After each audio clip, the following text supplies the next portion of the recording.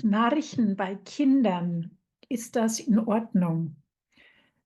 Tatsächlich komme ich gerade von den Salzburger Gesundheitstagen und dort hat eine Kieferorthopädin noch mal sehr, sehr darauf hingewiesen, was für eine starke Beeinträchtigung es ist, wenn die Kinder durch den Mund atmen in der Nacht, dass sie gar nicht in die tiefen Schlafphasen kommen,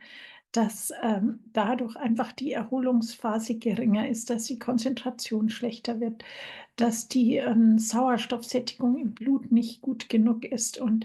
dass es vielfältige Auswirkungen hat bis hin zu Bettnässen oder einfach ein sehr unruhiger Schlaf oder einfach ein unterbrochenes Schlafmuster.